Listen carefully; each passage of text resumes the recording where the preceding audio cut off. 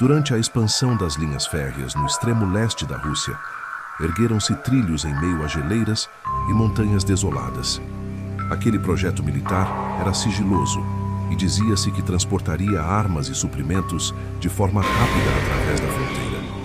O ponto central era um túnel recém-construído aberto à força na rocha gelada, um corredor escuro que parecia engolir qualquer som. Foi nesse túnel que o trem experimental, repleto de soldados, engenheiros e oficiais, partiu em sua primeira viagem. O comboio entrou na escuridão, com o apito cortando o vento noturno.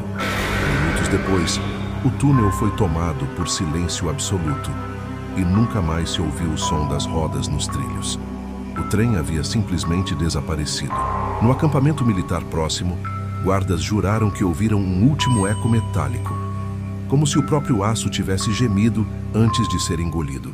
O pânico foi abafado por ordens diretas. Silêncio total sobre o incidente. Dias mais tarde, quando a neve cobria as cabanas ao redor, o impossível aconteceu. O mesmo trem, coberto por uma fina camada de gelo, atravessou lentamente a estação mais próxima. Nenhum apito, nenhuma fumaça. As janelas exibiam fileiras de rostos pálidos, imóveis, como máscaras de cera coladas no vidro. Os olhos não piscavam, mas pareciam seguir os poucos que ousaram se aproximar. Aqueles que tiveram coragem de entrar descrevem um frio tão intenso que queimava os pulmões. Os vagões estavam cobertos por estalactites, como se o gelo tivesse se formado em minutos.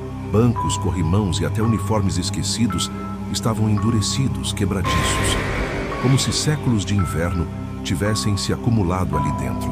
Não havia sangue, não havia sinais de luta, apenas a ausência total de calor humano. No vagão de comando, o silêncio era mais pesado. O maquinista estava lá, sentado diante dos controles congelados, mas o corpo não passava de uma estátua translúcida, a pele aderida ao banco como se tivesse se fundido ao metal. O olhar dele era um vazio sem fundo, como se ainda enxergasse algo além daquele mundo. Os poucos soldados que entraram juraram sentir uma presença, como se algo os observasse, não do trem, mas do próprio túnel. De repente, as portas se fecharam com estrondo. Os intrusos correram desesperados, alguns atravessando janelas, outros forçando passagem entre ferragens geladas. Quando o último escapou, o trem começou a se mover sozinho, sem motor aparente, deslizando em silêncio mortal. Sumiu novamente nos trilhos, desaparecendo ao longe sem deixar marcas de roda na neve fresca. Relatórios oficiais foram engavetados, mas rumores correram como praga entre vilas distantes. Trabalhadores falavam de um apito espectral que ecoava nas noites de vento, embora nenhuma locomotiva circulasse mais por aquelas linhas. Famílias inteiras juravam ouvir vibrações metálicas que atravessavam o solo congelado, como se o trem ainda viajasse sob a terra. Houve quem afirmasse que o trem não transportava apenas soldados. Havia caixas seladas, lacradas com símbolos estranhos, nunca catalogados no exército. A suspeita era que levavam algo encontrado nas profundezas da rocha durante a escavação do túnel. Fragmentos de metal desconhecido, ossadas deformadas e inscrições que não pertenciam a nenhum alfabeto humano.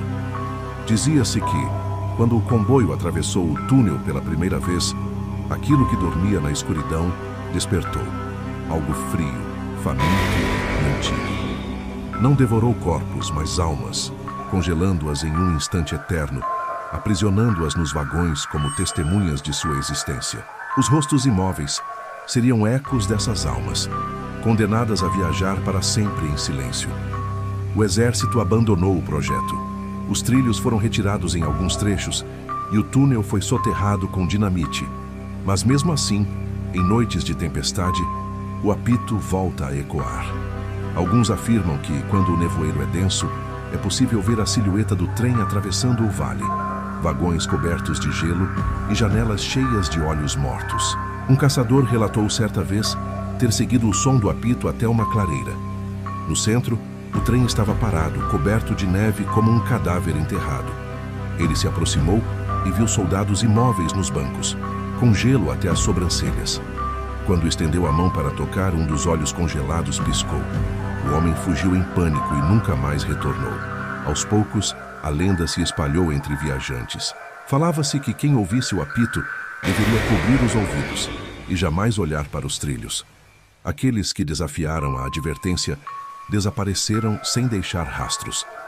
Em alguns casos, encontraram apenas marcas de botas sobre a neve, terminando de forma abrupta no meio dos trilhos abandonados. Em uma ocasião, uma patrulha militar decidiu investigar os relatos. Os soldados entraram no túnel fechado com lanternas e cordas, mas apenas 2 vozes retornaram, ecoando como gritos distorcidos.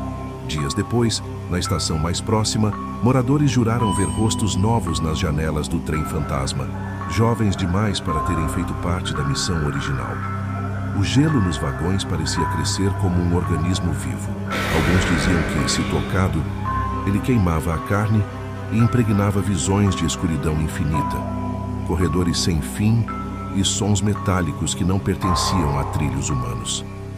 Como se o trem fosse apenas a superfície visível de algo muito maior, um fragmento de uma prisão movida entre mundos.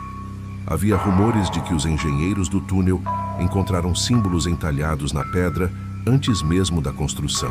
Símbolos circulares repetidos, sempre acompanhados por marcas que lembravam trilhos, mas que não se conectavam em lugar algum. Quando questionados, os engenheiros sumiram sem dar explicações, como se nunca tivessem existido. O que restou foi o silêncio. Trilhos abandonados, estações tomadas pelo gelo e o apito distante que corta o ar.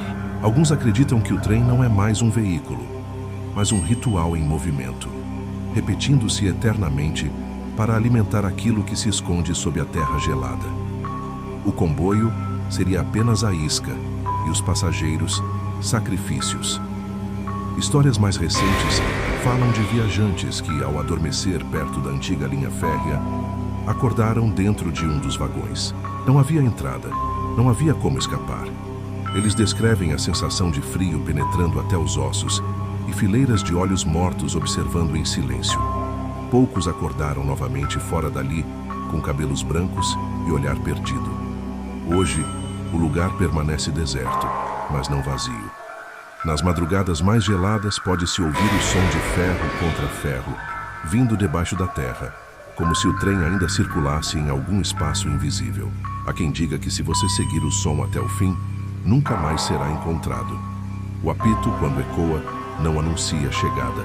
Ele é um chamado, e aqueles que respondem descobrem cedo demais que não é apenas um trem, mas um portal de gelo e silêncio, levando almas vivas para o mesmo destino dos soldados. O desaparecimento nunca foi resolvido, porque talvez não haja resposta humana. Apenas a eternidade gelada, deslizando sem fim nos trilhos mortos.